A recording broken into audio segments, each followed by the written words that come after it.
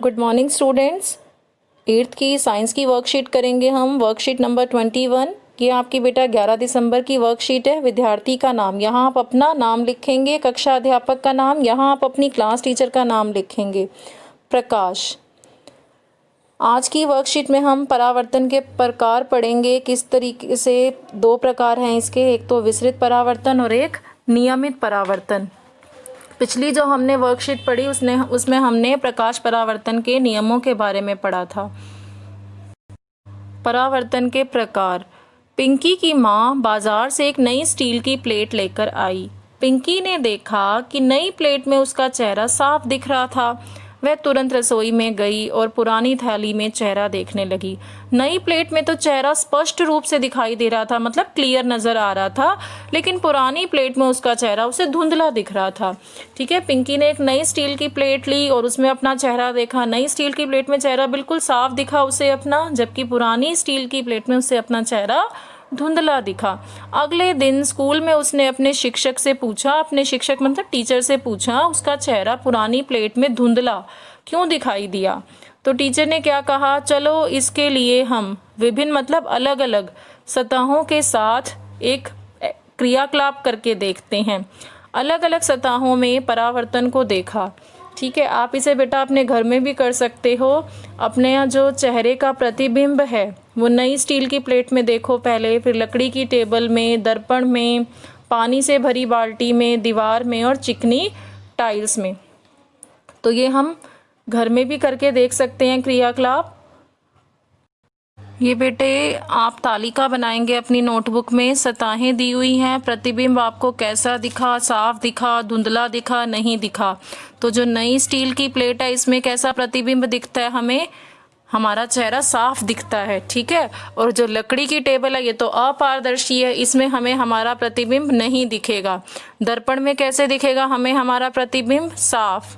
पानी से भरी बाल्टी में कैसा दिखेगा, जो पानी से भरी बाल्टी है इसमें साफ भी दिख सकता है और धुंधला भी। अगर पानी साफ है बाल्टी में तो प्रतिबिंब साफ दिखेगा, अगर पानी साफ नहीं है तो धुंधला दिखेगा। ठीक है, दीवार कैसी है, अपारदर्शी, तो हमारा प्रतिबिंब हमें इसमें नहीं दिखाई देगा।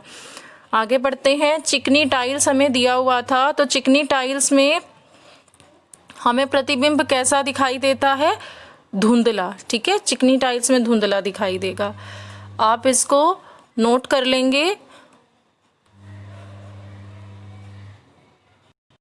चलिए आगे पढ़ते हैं। आइए परावर्तन के प्रकार जानने के लिए क्रियाकलाप करें। ऊपर दी गई तालिकाओं में अपनी छवि का निरीक्षण करके तालिका को पूरा करें।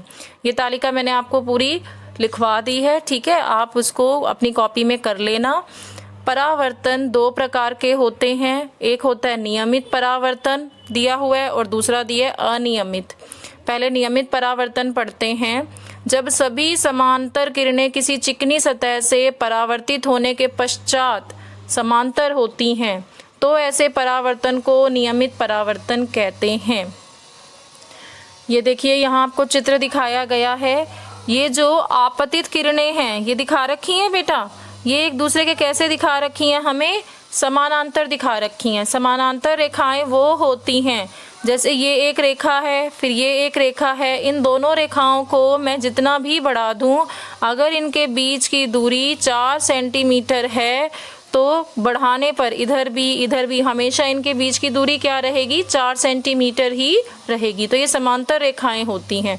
ठीक है, हमें क्या कहा जा रहा है, किसी चिकनी सतह पर जब समांतर किरणें, जो यहाँ आपतित किरणें हैं, जब ये समानांतर किरणें परावर्तित होती हैं, ये ऐसे परावर्तित हो रही हैं। ठीक है, ये एरो डलता है ना, आपतित किरण मतलब पड़ रही हैं, ये चिकनी सतह ये दिखाई हुई है आपको, और ये ऐसे फिर यहाँ टकराने के बाद ये परावर्तित हो गई ऐसे, ये इस तरफ एरो बन गया, बाहर निकल रही हैं यहाँ से, ये परावर्तित हो रही हैं।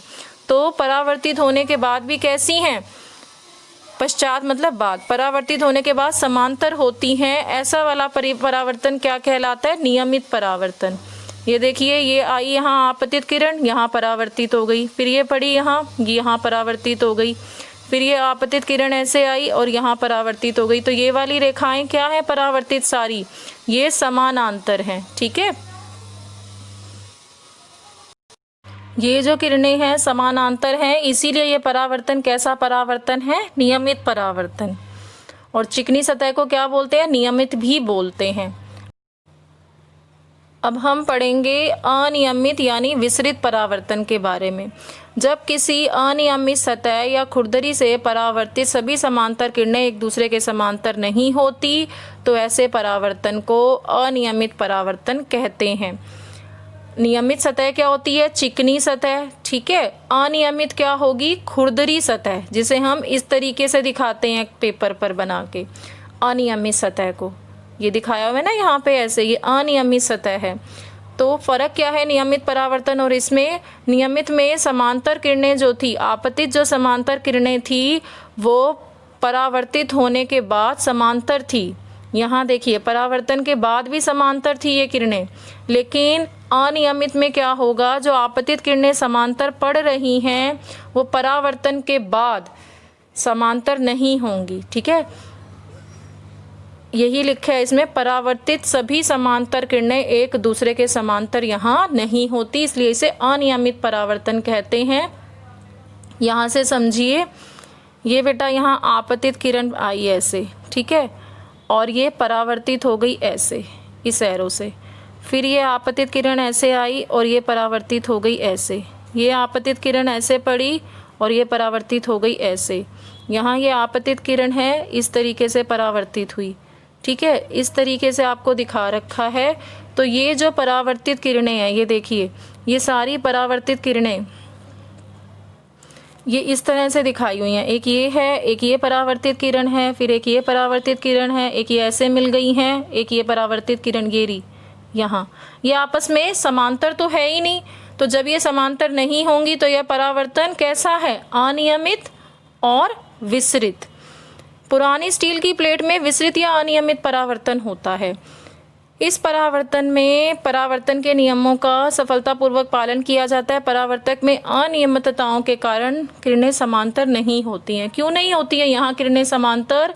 क्योंकि यहाँ पे जो ये सतह है ये कैसी है? खुरदरी सतह है, ठीक है, अनियमित पृष्ठ है ये, और चेहरा यहाँ स्पष्ट रूप से दिखाई नहीं देता।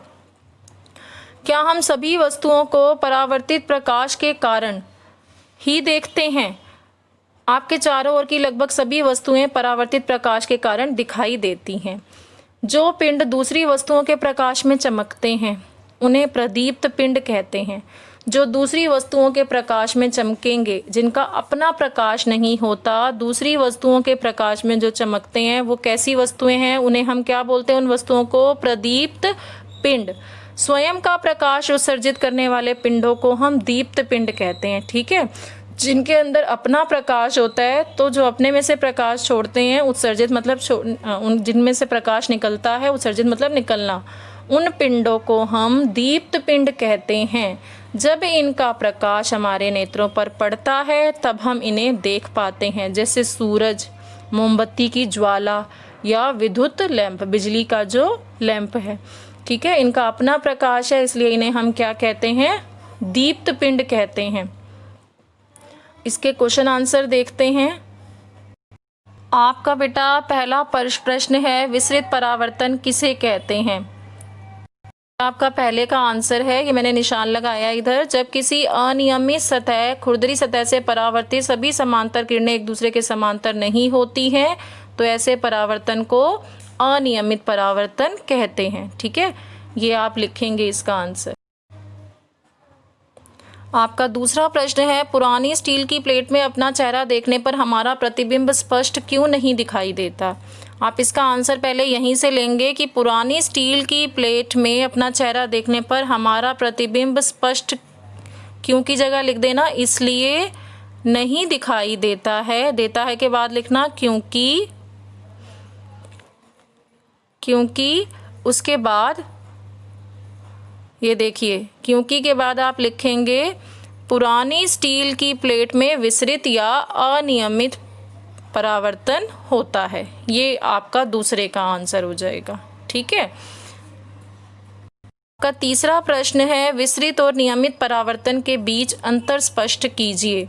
तो यहाँ बेटा आपको अंतर दिया गया है, कि जब सभी समांतर किरणें किसी चिकनी सतह से परावर्तित होने के पश्चात समांतर होती हैं, ऐसे परावर्तन को नियमित परावर्तन कहते हैं। पहला पॉइंट तो ये मिल गया आपको, ठीक है। ऐसे इसमें पहला पॉइंट है अनियमित परावर्तन का कि जब किसी अनियमित सतह या खुरदरी से परावर्तित सभी समांतर किरणें एक दूसरे के समांतर नहीं होती तो इसे अनियमित कहते हैं। फिर उसके बाद आप दूसरा लिख सकते हो पॉइंट, ये पहला पॉइंट है यहाँ,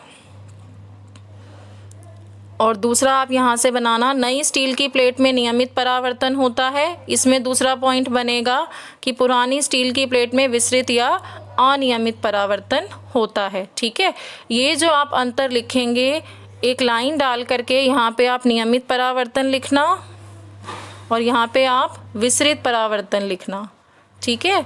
फिर इसमें आप 2 पॉइंट लिखना और इसी तरीके से विसरित परावर्तन के ये 2 पॉइंट। ये आपका अंतर हो जाएगा तीसरे प्रश्न का आंसर। आगे है दीप्त पिंड किन्हें कहते हैं, 2 उदाहरण दीजिए।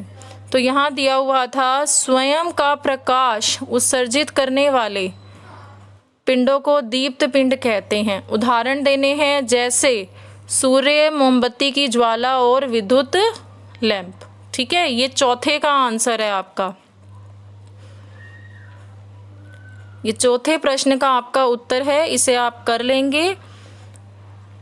आपका 5वां प्रश्न है नियमित परावर्तन करने वाली 2 सतहों के नाम लिखिए जहां नियमित परावर्तन होता हो। तो 5वें के उत्तर में आप लिख देना दर्पण और नई स्टील की प्लेट, ठीक है।